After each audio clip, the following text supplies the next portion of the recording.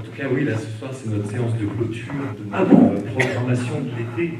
Ça continue. Ah oui, le cinéma français. Voilà. Oui, voilà. Donc, vous avez pu voir, vous avez vu l'affiche cet été. Et c'était assez formidable de voir à quel point on a été suivi sur cette programmation. Vous avez été présent pendant tout l'été. Et donc, l'idée, c'était effectivement de terminer avec un film. Ce film-là tout particulièrement, parce que c'est le film d'un cinéaste beaucoup trop méconnu, qui filme depuis 1967, où il a commencé... Tout la caméra à la main. Oui, c'est ça. Il n'arrête jamais. Alors que paradoxalement, très peu de ses films sont sortis en salle, alors qu'il a tout fait, il a tout essayé, la fiction, le documentaire, le métrage, toutes les formes et tous les types de récits aussi au cinéma, la fiction, le mélodrame, le film expérimental, et... peut-être qu'on a pu le voir d'ailleurs dans un film où vous étiez déjà, oui. El Cantor. El Cantor, je jouais déjà enfin là c'est la grand-mère, mais c'est la mère, c'est sa mère, parce qu'il revient toujours à sa famille, à sa mère, plutôt. Et oui, justement, il y a 10 ans, j'avais joué le rôle de sa mère. Voilà, de sa maman. Et voilà, peut-être que c'était le premier film qui était vraiment sorti en salle sous une forme un peu classique, sinon son œuvre circule plutôt dans les festivals. Oui, c'est Super 8 et tout ça, mais il voyage beaucoup, il donne des cours, parce que moi je lui dis toujours, mais où est-ce que tu vas là encore, Joseph? Elle dit oui, pour les choses de Super 8, et aussi là pour présenter La Duchesse. Mais là, je l'ai doublé pour Besançon. Je dis non, tu verras pas Besançon, c'est toi ou moi. C'était moi. Et on est bien content. Mais du coup, voilà, c'est quand même c'est aussi un film qu'on est ravis de montrer parce que c'est un film d'une audace incroyable aujourd'hui dans le paysage du cinéma français. Oui. Et alors, bon, on aura l'occasion après le film de revenir sur votre parcours et sur le film aussi, mais c'est vrai que vous qui avez été l'icône de la nouvelle vague, vous retrouvez... Une parmi beaucoup d'autres, petite icône. Enfin, petite, 1m70 quand même. Et en tout cas, vous avez quand même commencé votre carrière de cinéma avec la nouvelle vague. Ici même, à côté. Voilà. C'est qu'en fait, Besançon, vous connaissez, en tout cas la Franche-Comté. Arc-et-Senance, La Morte Saison des Amours, un très beau film de Pierre Casse, grâce à qui j'ai eu la chance de tomber dans le cinéma, comme on dit au Québec. Tomber en amour, tomber dans le cinéma. Et voilà, donc Pierre Casse, effectivement, déjà dans les années 50, qui vous avez emmené sur les scènes marquistes aussi. Ah, pardon. Oui, il faut, voilà. Alors, revenons peut-être au film pour le moment, simplement pour dire un mot de ce film peut-être qui est un film que Morteur présente comme peut-être la synthèse de ce qu'il a essayé de faire dans toutes ses expériences de cinéma et à travers laquelle là, il trouve une forme qui lui permet à la fois de retrouver l'émerveillement de son enfance et de sa découverte de cinéma en Équateur, puisqu'il a grandi en Équateur, là où vous partagez d'ailleurs des points communs sur le voyage. Mais bon, encore une fois, on y reviendra tout à l'heure. Mais d'abord, c'est cet émerveillement de cinéma, donc quelque chose qui se joue dans le choix qu'il fait de mettre en scène un film dans des décors de toile peinte. Oui, à la Minelli, Stanley Donen, Américain à Paris, voilà, qui sont ses premières, comme vous venez de le dire, expériences cinématographiques. En Amérique du Sud, c'est les films qu'on montrait dans le début des années 50, fin des années 40, qui l'a inspiré. Et une chose pour ce film, c'est quand même assez rare de nos jours, enfin bon, Alain Resnais, oui, et Romer, de faire des films entièrement tournés en studio et en décor peint. D'abord, ça aurait coûté beaucoup plus cher, je pense, d'avoir le droit de tourner place de la Concorde, d'arrêter le trafic, etc. Donc déjà, en y pensant, c'est presque impossible. Et puis finalement, ça s'est avéré être possible de faire des décors comme il le voulait, grâce à une femme peintre et une technique élaborée en Allemagne, de faire des tableaux des différents lieux. iconiques de Paris, et les faire agrandir jusqu'à 5 mètres de long, 4 mètres de haut, etc.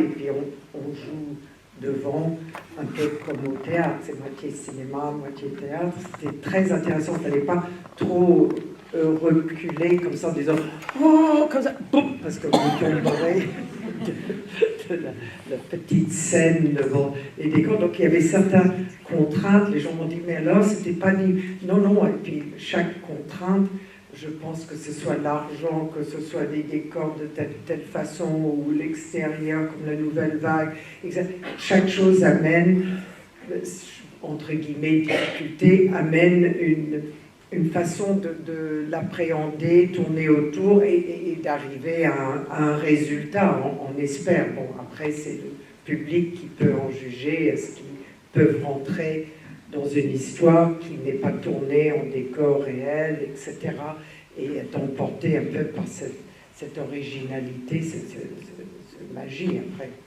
à chacun de voir. Oui, en tout cas, je pense qu'effectivement, il y a quelque chose qui fonctionne très très bien, c'est à la fois ce pari rêvé et fantasmé sur l'étoile peinte, mais le pari de n'avoir que deux acteurs réels face à ce décor, et que ça fonctionne aussi bien, et c'est peut-être de ça qu'on reparlera après le film, parce que vous me direz si ça marche pas, mais en tout cas, il y a une complicité extraordinaire entre vous deux, et que vous êtes deux interprètes formidables sur ce film. Et grâce à l'attitude de Joseph Morder, parce que tous les acteurs ne s'entendent pas forcément comme les enfants, avec les maîtresses ou les maîtres à l'école, avec quelqu'un qui vous dit refais ça de cette façon, ou ne le refais pas, ou non ça va, mais voilà, on va essayer autre chose.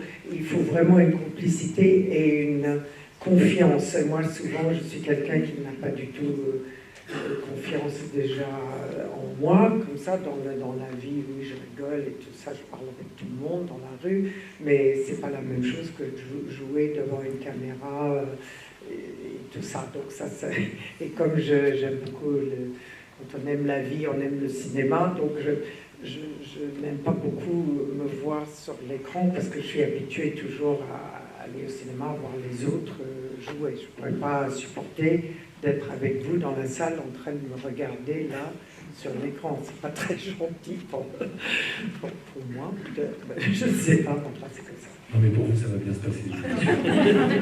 Voilà. Alors bonne séance, on dit. Depuis 1957 en France, alors vous voyez pourquoi souvent dans les restaurants on me donne tout de suite le menu en anglais. C'est pas toujours plaisir.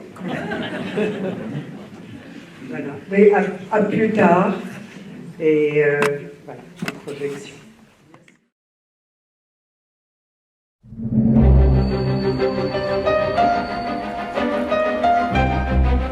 Comment vas-tu, grand-mère ? Je t'ai déjà dit de ne jamais m'appeler grand-mère. Il est peintre, il est jeune, il est beau comme un dieu, il est à Paris et il dort. J'arrive pas à peindre ce que je suis. Mes parents m'ont jamais rien raconté, je sais rien de notre passé. Je ne leur ai rien raconté non plus. Pourquoi ? Il y a tant de beauté dans le monde, Valentin. Nous oublions ce que nous avons envie d'oublier. Oh, c'est glacial.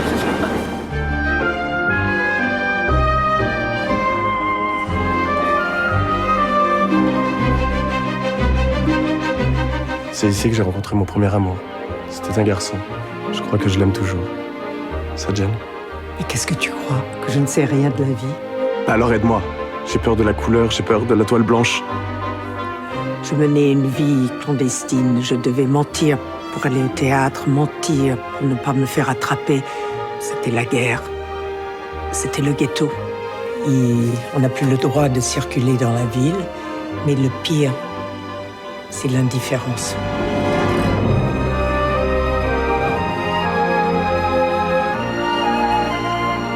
Mon chéri, j'ai retrouvé la mémoire.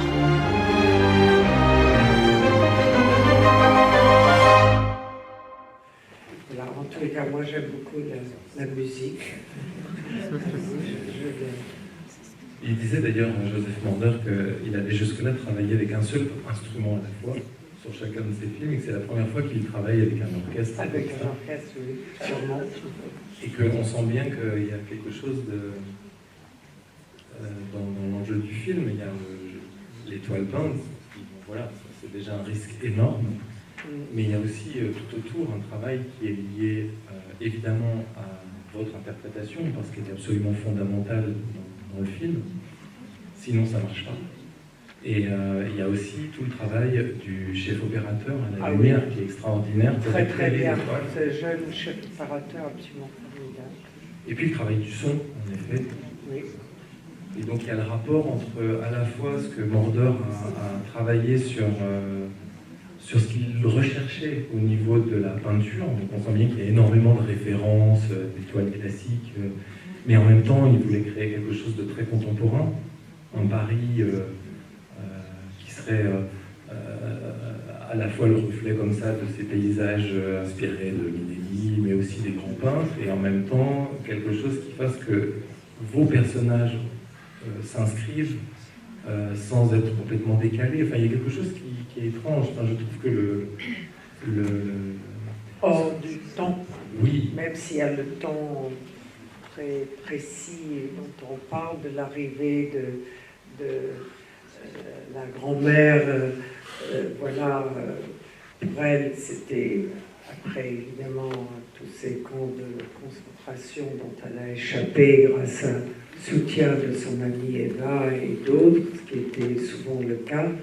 Et voilà, et son rêve, bon, il y a plein de gens comme moi aussi, quand j'avais 17 ans, je rêvais que d'une chose, c'est de venir à Paris. J'ai dit à mes parents, je vais m'enfuir de mon pension voilà, au Canada, si vous ne m'envoyez pas à Paris le minute que j'en sors. Voilà, donc ils ont eu tellement peur qu'ils m'ont envoyé à Paris. Je me retrouve avec le personnage de Nina, Ninochka, la duchesse de Varsovie, entre guillemets, qui, pour elle ne peut pas comprendre son petit-fils qui, voilà, est dans un moment de déprime, pour toutes les raisons maintenant que vous savez, etc. Et que pour elle, après ce qu'elle avait vécu, le cauchemar, même pas le cauchemar, il n'y a pas de mots pour décrire ce qu'elle a vécu, et d'autres, malheureusement, d'autres personnes aussi. Et l'image de Paris, ville de lumière, avec tous ces lieux, voilà, que vous avez vus en peinture, je trouve qu'en effet, c'est très osé, charmant, bien et original d'avoir pensé à raconter cette histoire de sa mère, devenue sa grand-mère, de cette façon-là. Je ne sais pas ce que vous en pensez. Est-ce qu'il y a quelqu'un qui est pour, contre,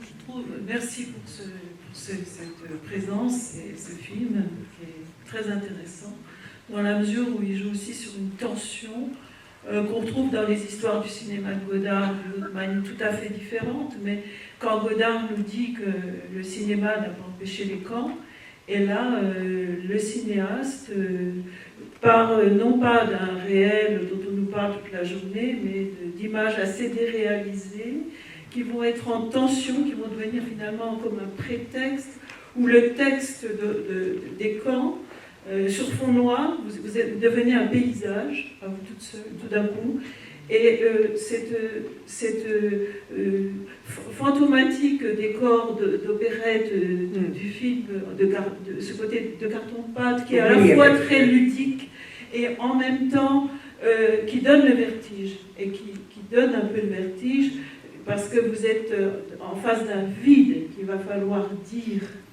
Et à ce moment-là, il y a comme un basculement dans le film quand on vous voit comme un paysage qui parle sur fond noir. Et là, il y a quelque chose qui permet justement l'entre-image entre le simulacre, avec ses les simulacres, et puis tout d'un coup, la fiction du réel qui nous constitue tous. Alors qu'on nous parle toute la journée d'un réel productif, etc. Donc là, Border est très fort. Oui, d'avoir choisi cette façon de... Et quand on vous voit voler, il y a un côté comme dans Disneyland, et puis justement, pas du tout. À travers Donc, voilà. Oui, oui, oui. L'objet fétiche est un objet de désir, fantasmagorie du réel, tout d'un coup. On a entendu la transmission aussi.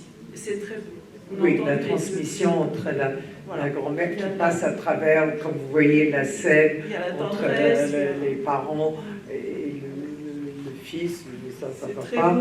Et cette transmission entre la grand-mère qui est quand même une personnage malgré, ou surtout à cause qu'elle a survécu, qui du coup peut ne penser que Paris est comme une... Enfin, imaginez à côté du paysage dans lequel elle avait vécu pendant 4-5 ans et toute sa famille décide, et d'arriver à la gare de l'Est et voir cette ville, bon, pas encore nettoyée et scintillante au début par André Malraux et maintenant par tout le monde. Voilà, bon, on n'a pas connu. Moi, quand je suis arrivée à Paris, j'étais horrifiée. Vous avez dit, la ville de la lumière et tout ça. J'arrive à l'Est, il n'y avait même pas Orly, non, le Bourget, et le trajet à travers Paris, j'ai dit, mais c'est ça la ville de la lumière, c'est ça, tout était noir de suie, de tout. Alors, c'est vrai, même ça, pour elle, c'était, voilà, une salvation, une espèce de baume, et c'est comme si elle avait pratiquement survécu pour vivre ça, quoi, à Paris avant d'aller ailleurs. Oui, c'est donc le rôle de Paris, cette ville, presque dans son imagination, parce que souvent les gens qui n'ont pas été à Paris, oui, Paris, il faudrait, voilà, ce sera toujours Paris, etc. Mais là, elle l'a vécu, et c'est comme un personnage, c'est le troisième personnage, disons, le couple, la grand-mère, le fils et Paris, qui a été son baume après ce qu'elle avait fait. Après, j'en sais rien. Il y a un détail intéressant, c'est que je crois que c'est ses carnets, c'est les carnets de sa mère. Ah oui, la seule chose réelle, j'ai entendu Joseph le dire et je le sais parce qu'il m'a prêté ce précieux livre avec les souvenirs donc de sa mère qui, une fois qu'elle les avait écrits dans un très mauvais français, espagnol, etc., polonais, elle l'a caché véritablement au fond d'un placard. Elle n'a jamais ouvert jusqu'au moment où elle sent que pour aider ou faire quelque chose, un geste vis-à-vis de son petit-fils, qu'elle était obligée de revenir sur ce passé plus que douloureux, mais bon, voilà, et que ça pouvait... Mais c'est le seul objet réel dans le décor, parce que tout, même les tasses de café, Angelina, tout ça, c'est du... Comme il disait, Joseph, customized. Je dis, qu'est-ce que tu me dis tout le temps que c'est customisé, enfin, je sais pas quoi, que c'est du faux, vrai devenu faux. Mais même les objets, etc. Sauf ce livre, en effet, que j'ai eu moi-même entre les mains. Comme j'ai vu un film documentaire que Joseph avait tourné, comme il fait énormément de documentaires sur sa mère avant qu'elle meure, avec ses amis, justement dans la fameuse Eva qui s'appelait autre chose, je crois. Et donc c'est intéressant d'avoir vu, c'est pas qu'on peut enfin, je sais pas si ça, on ne dit pas je vais imiter sa mère, non, mais enfin en tous les cas c'est disons une référence de l'avoir vue dans un très beau documentaire qu'il a fait sur elle, je pense pendant le bar mitzvah de quelqu'un de leur famille. Et donc j'ai vraiment vu la mère en documentaire, son livre aussi, parce qu'en fait tout ça c'est la famille. Joseph lui-même joue le personnage découpé de son propre père. Son frère joue le mari de Nina qu'elle rencontre à la gare, enfin, comme ça en rêve, et qu'elle lui dit je ne sais pas comment faire avec notre petit-fils, etc. Voilà, c'est tous les personnages de la famille qui sont venus interpréter, si vous voulez, des morceaux des personnages du film, même découpés.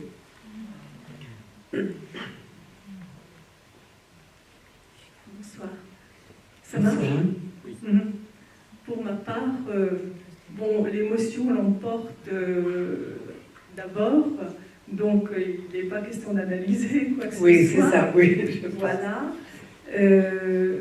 Donc, effectivement, il reste cette image, ces images-là de décor à la Raoul Dufy ou peut-être à la Marc Chagall. Hein. Oui, oui. Et puis, évidemment, les souvenirs des anciennes comédies musicales dont on a parlé. Et puis cet ange à la fin, qui n'est pas un ange exterminateur, mais plutôt un ange de vie. Quoi. Oui, et puis ma question, voilà. Et ma question, c'est, enfin j'ai deux questions. Pouvez-vous nous dire pourquoi le réalisateur, Joseph, dans l'émotion, son nom m'échappe, Joseph Mander vous a choisi pour ce rôle? Et deuxième question, parlons d'un absent, c'est-à-dire Andy Gillet. Je ne connais pas du tout cet acteur. Oui. Voilà, qu'est-ce qu'il... Et il a... Oui. Bon, voilà. Alors, donc, voilà moi, je deux questions. commence. Alors, Andy, qui justement, j'ai eu au téléphone en sortant du train à Besançon, me dit « Pourquoi tu es à Besançon ?» Je dis « Tu aurais pu venir aussi, quand même, présenter notre film. » Et voilà, me dit « Ah bon ?»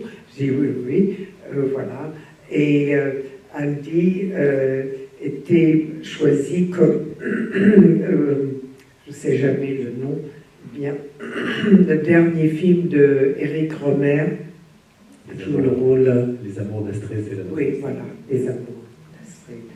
Et donc, il a commencé là, et puis il a fait, là, il vient de faire un dernier Zulawski, qui est un grand metteur en scène polonais, et qui va sortir, et aussi au novembre, un rôle dans un Soukorov, un metteur en scène russe, sur les Allemands, main basse sur le Louvre, et voilà.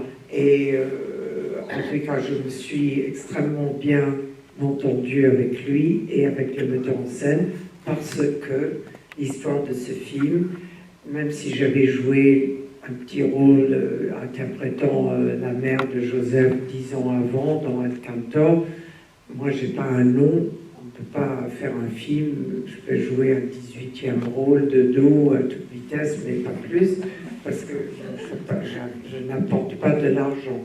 Sauf là, 1, 2, 3, 4, 5. Bon, donc, c'était pas possible, même si le metteur en scène, ce qu'il a dit, comme il n'est pas là, je peux dire la vérité et vous n'allez pas le répandre, il aurait aimé, a-t-il dit, il a toujours pensé à Andy pour le petit-fils, et comme j'avais tourné aussi dans un film de Jacques Rosier, aussi avec lui comme acteur, voilà, il avait toujours pensé à moi pour sa grand-mère, enfin pour sa mère, disons, mère, grand-mère.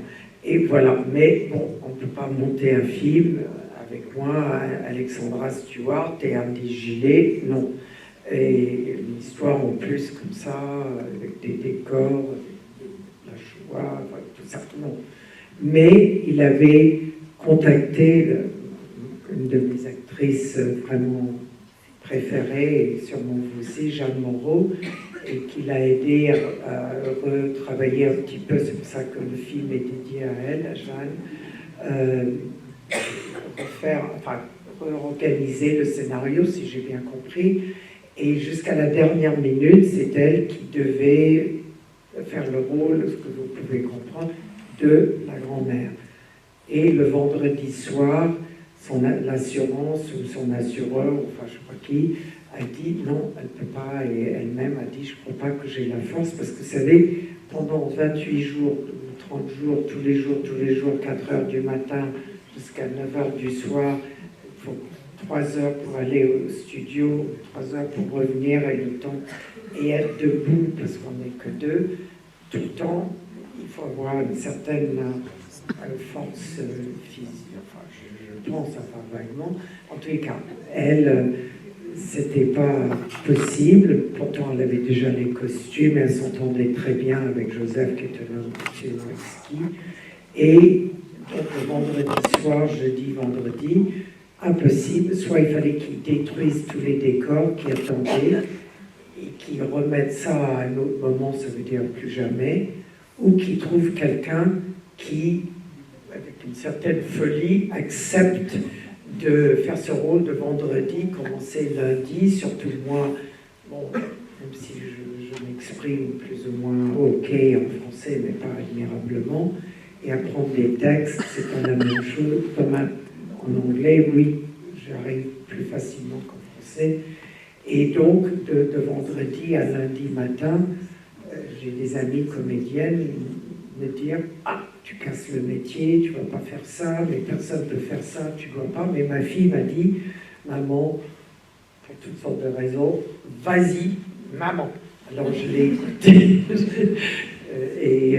Voilà, je disais à Joseph, je ne sais pas comment tu vas arriver avec moi qui dit toujours un truc à reculons, non, je ne peux pas, etc. Enfin bon, voilà, donc c'était un peu difficile, mais je crois que la difficulté, c'est ça qui fait la chose.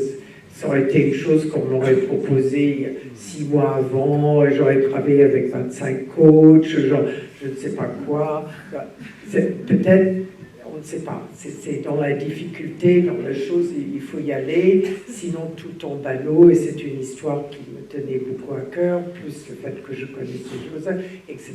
Donc, j'ai écouté ma fille, j'ai écouté Joseph, et voilà.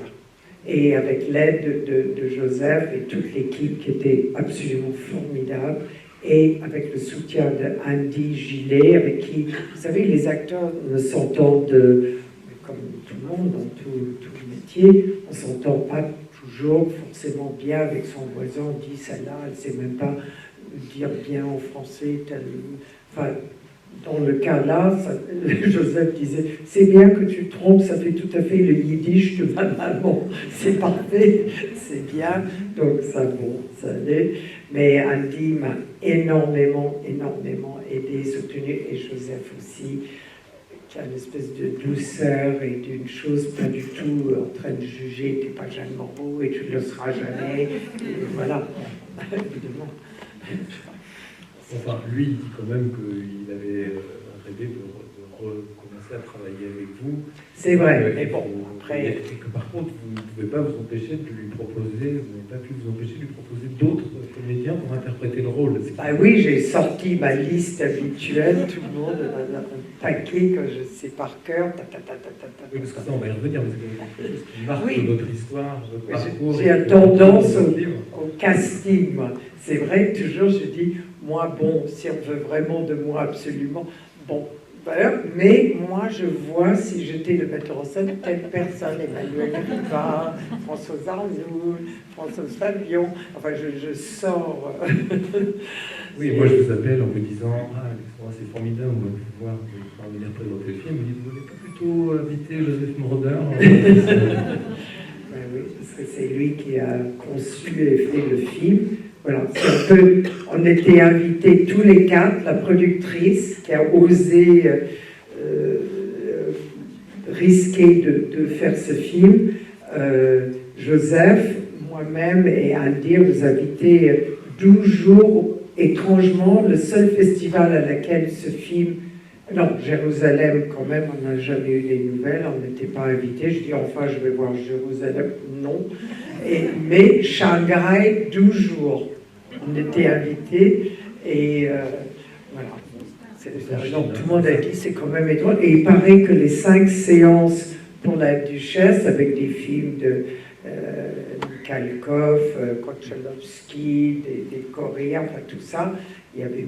Enfin, c'était assez prestigieux comme festival. Il paraît, mais je ne suis pas sûre parce que je ne comprends pas trop le mandarin shanghaïois, mais que c'était les 5 séances étaient entièrement remplies pour la duchesse, je crois, des décors, Paris, enfin tout ça, ça les avait en tous les cas attirés. Après ce qu'ils ont pensé, j'en sais rien. En tout cas, donc on était à Shanghai avec ce film. Vous voyez, Besançon et Shanghai.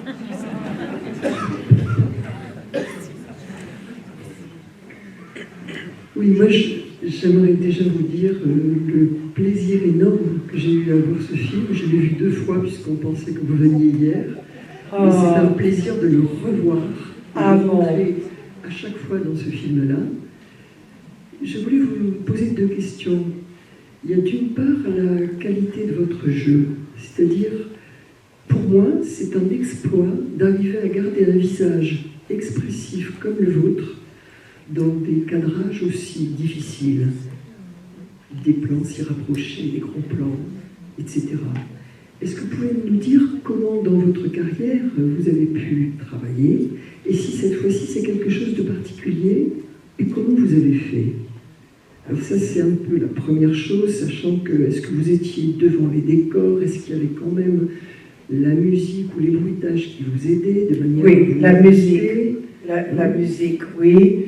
Et Andy, le récit, et comme j'avais lu beaucoup de choses en dehors du propre récit, j'ai tourné en Allemagne, donc j'étais, quand j'étais très jeune, à tourner des films à Munich, j'ai visité le camp de Dachau, j'étais au Struthof, enfin je sais pas. Je crois d'avoir vécu au Canada pendant la guerre, mon père était faisait la guerre, de 39 à 45, mais moi, je ne pouvais pas croire que... Donc, j'allais toujours, j'ai énormément lu de choses, de témoignages, de tout autour de ça, parce que je ne peux pas croire comme ici à Besançon, la première fois que je suis venue, je suis allée au musée de la déportation, etc., que je recommande toujours, comment vous n'avez pas été chez vous, etc.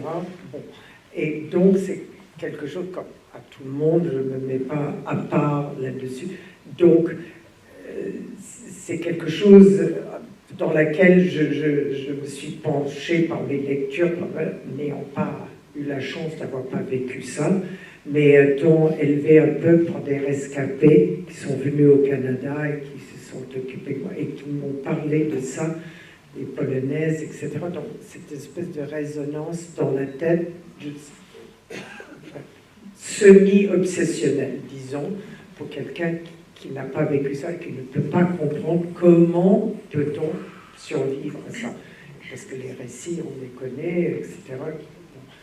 Et donc, là, pour cette dernière partie, c'est vrai que comme j'avais pris ce rôle comme ça, j'avais pas eu le temps d'arriver à prendre le texte, mais j'avais lu d'abord le livre de la mère, plus 1000 autres choses, etc. Donc j'ai un peu fait mon propre récit, évidemment, qu'on connaît, les trains, les machins, tout ça. Mais c'est vrai que j'étais angoissée, alors je disais toujours à Andy, toi lis cette partie-là, et puis moi je reprends, enfin, etc. Parce qu'en fait, une fois que le tournage, mais bon, ça c'est les acteurs, vous savez, parce qu'on n'est jamais aussi bien après ses propres yeux, il faudrait toujours faire mieux, mais on n'a pas le temps, on n'a pas, etc. C'est que une fois que le tournage était fini, évidemment, je connaissais le texte parfaitement. Je peux même presque vous le réciter là, mais c'est trop tard, parce que pendant le tournage, j'avais une femme formidable, coach, qui était dont mes parents et elle-même, je vois, rescapée aussi, etc., et qui me machinait. Là, je dis, où est Sonia? J'espère qu'elle est là pendant ces prises, parce que je ne peux pas, parce que vous savez, à un moment, on perd pied, d'essayer de se rappeler, parce qu'on n'a que... On peut le refaire, c'est pas comme au théâtre, mais quand même. Et on disait non, elle est partie chez elle. En fait, elle était là cachée parce qu'il fallait pas que je dépende sur elle, il fallait que je me laisse aller. Et j'avais donc cette aide formidable qui ne ressemble à aucun autre des 1842, m'a-t-on dit, film dans lequel j'aurais participé. J'ai jamais eu, d'abord, on m'a pas souvent offert un premier rôle, un rôle charnière, disons, comme ça. Donc, d'habitude, je suis chic, ex-jolie, des chignons, tout ça, et pas plus quand même. Donc ça, c'était un honneur, enfin quelque chose que j'espère avoir un petit peu semi-rempli. Après, je me dis toujours si on peut recommencer, si je... Ça, c'est tout le monde, on va toujours remettre sur le métier 1000 fois et dire, mais bon, quelquefois, il vaut mieux se jeter, il y a quelque chose de plus frais que quelque chose de très, très, très, très, très travaillé. Bresson, Robert, comme mon metteur en scène disait, soit c'est le premier plan, le premier prise, ou c'est le 72e. Et pour le condamné à mort s'est échappé, un ami qui a joué François Leterrier, le condamné à mort, il fallait qu'il fasse 72 fois une phrase jusqu'à ce qu'il enlève toute expression, toute chose. Couche-toi et dors. Après, il va dire non, c'est pas couche-toi et dors, c'est couche-toi et dors. Vous savez combien de façons vous pouvez dire couche-toi et dors jusqu'à ce que Robert Bresson, ça lui plaît. Voilà. Enfin, Joseph Morder n'est pas de Jean-Robert Bresson, mais en tous les cas, les deux, l'équipe et tout, donc c'était une chose vraiment d'ensemble et de soutien en espérant que le résultat puisse intéresser, plaire, émouvoir, faire ce que peut faire un film. Voilà, enfin, la raison pour laquelle Joseph a voulu le faire, se battre pendant 5 ans pour le faire le film. Après, on se sent responsable de remplir son quota, son chose, et de ne pas le décevoir, parce que jouer la propre mère, même si c'est la grand-mère, la propre mère du metteur en scène, vous voyez, en disant j'ai eu 2 jours pour me préparer, c'est peut-être pas assez. Voilà, c'est comme ça. Faut voler, faut... Ma deuxième question serait une référence à ce que Ingrid Bergman disait elle-même de sa vie, qu'elle ne pouvait pas envisager de vivre sans jouer, qu'elle mourrait si elle ne jouait pas, et d'autre part Truffaut qui disait que le cinéma c'est la vie. Or vous avez eu tendance, comme le disait bien Jean-Michel, à plutôt déléguer. Si on pense à vous, vous présentez d'autres possibilités. Qu'est-ce que ça représente? Mais je suis très contente si, une fois avoir dit tout le monde, on dit non, finalement, quand même, on veut que ce soit... Voilà. Vous savez, on est semi-tordu. et voilà, parce que moi, je vois ça comme si j'étais metteur en scène ou casting. Moi, je vois pas ça, je vois ça. Je vois vous, je vois votre... Voilà, je me vois pas moi.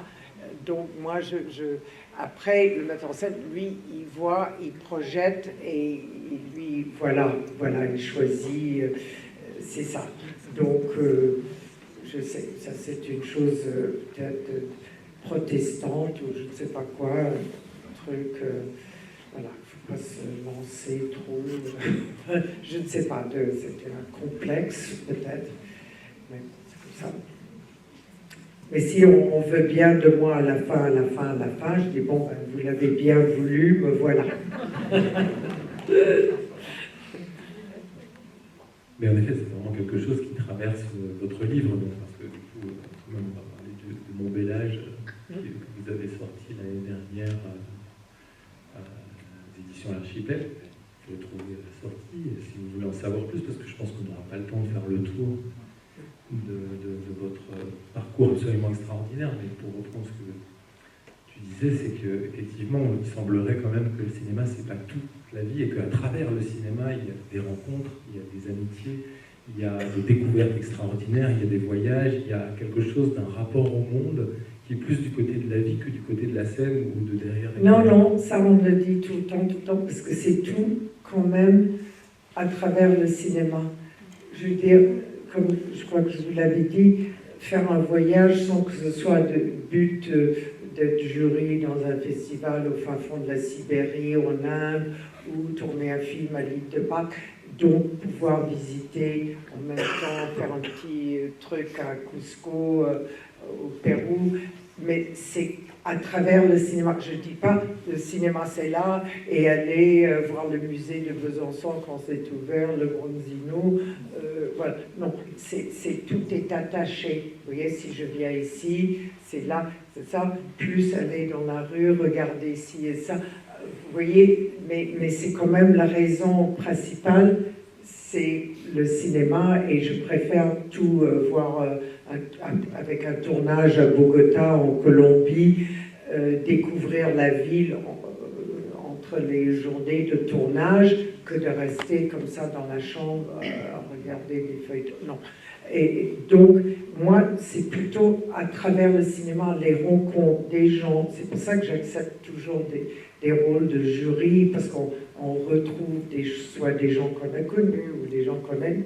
Enfin, voilà. Mais c'est toujours plutôt à travers le cinéma que juste comme ça à côté, la vie morne, comme ça plate.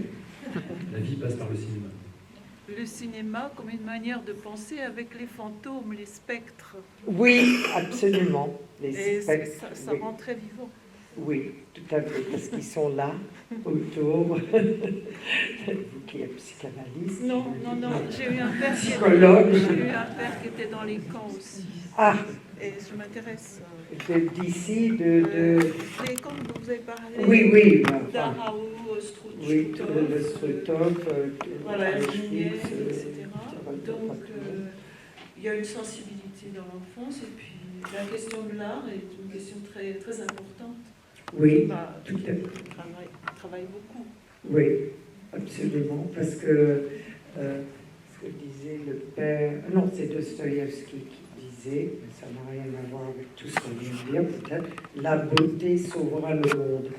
Donc, il y a dans tas de choses, c'est ça qui nous, si on est capable de le voir, que ce soit des choses d'architecture, de tout, qui fait la cuite, enfin de tout, mais d'être sensible et curieux pour ça, parce que c'est vrai, on peut faire un film en Bavière, à Munich, et de ne pas avoir l'idée d'aller voir pendant le week-end Dachau. Je ne sais pas si les autres acteurs, pourquoi moi je suis allée, j'avais 19 ans, je ne sais pas.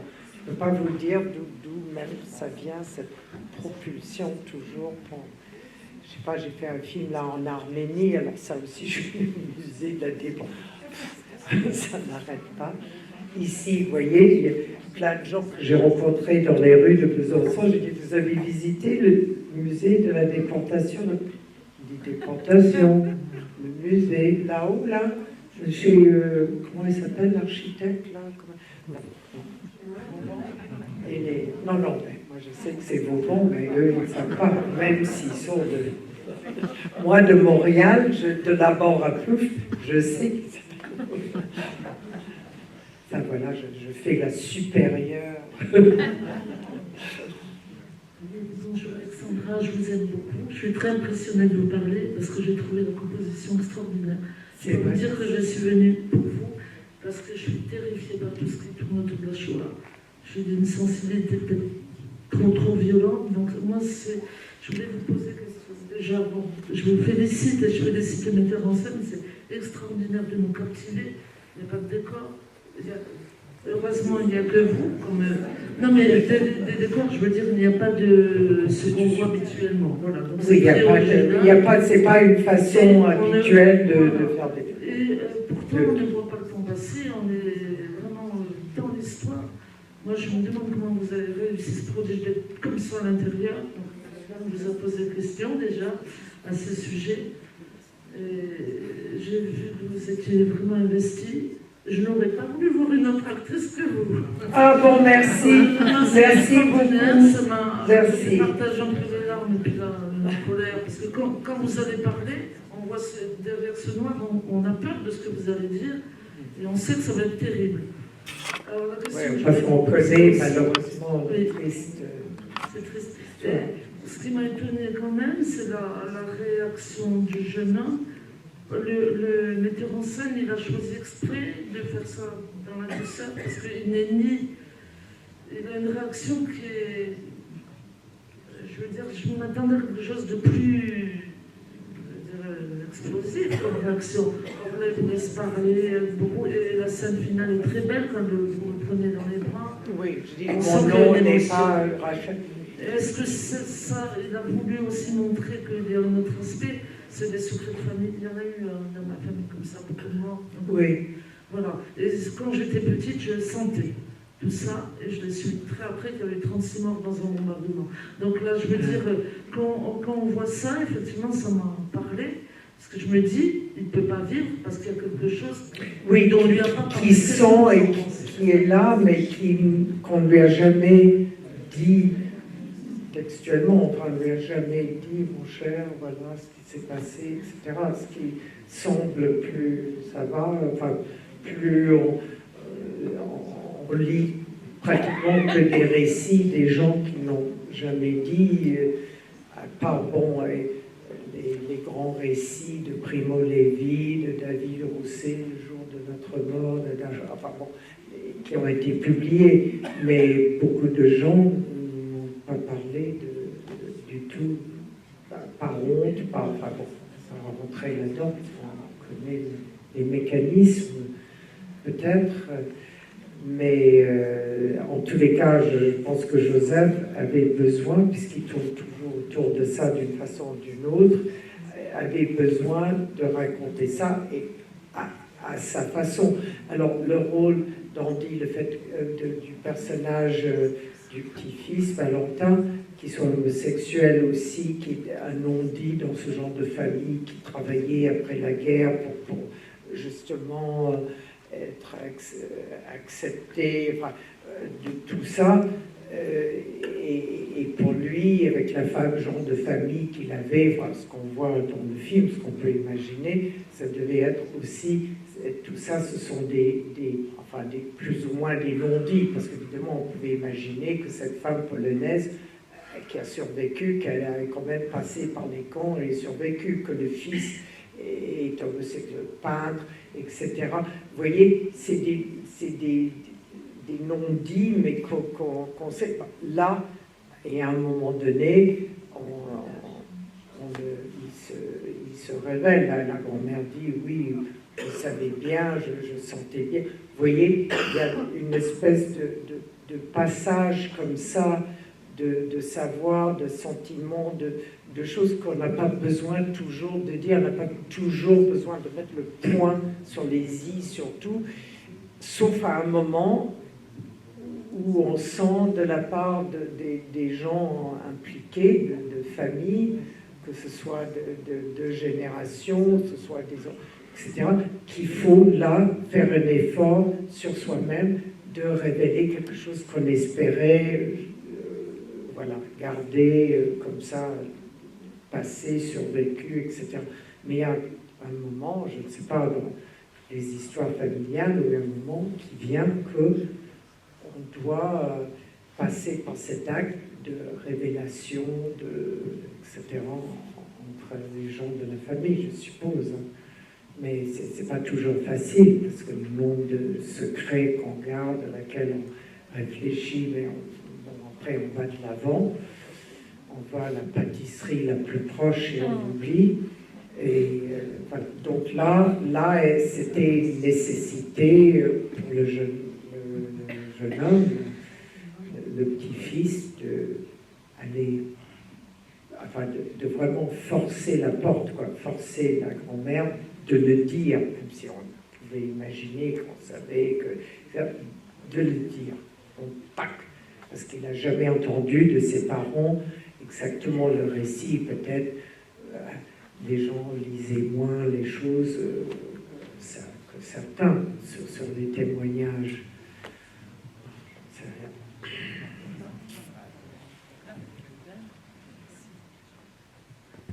C'est pas mes pauvres amis, je ne sais pas.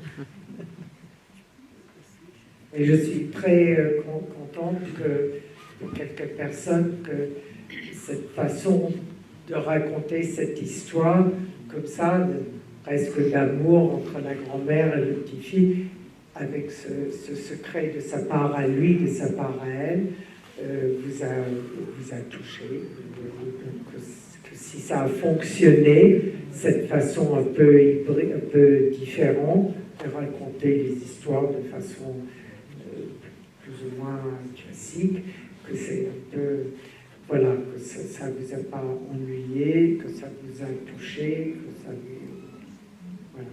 Je crois que ce que disait Joseph Bander, c'est qu'il était important de pouvoir parler de choses graves avec légèreté, ça faisait partie de son projet, et que dans le dispositif qu'il choisit, toutes ces questions qui se posent de manière extrêmement aiguë sur comment représenter, comment parler de la mémoire, de l'indicible, du témoignage, dans cette volonté d'être léger tout en étant capable d'aborder ces choses-là, là je trouve que pour le coup il fait une proposition extrêmement intéressante et oui, ça fonctionne. Voilà, l'important c'est que ce choix-là de sa part, de Joseph, fonctionne. Donc ça c'est le public, selon l'âge, selon leur propre expérience, comme tout film, bon, là c'est celui-là, et que cette façon de raconter son histoire personnelle, enfin l'histoire de sa mère, donc son histoire personnelle à lui, touche autrui, touche une certaine partie du public qui ont la chance de voir ce film.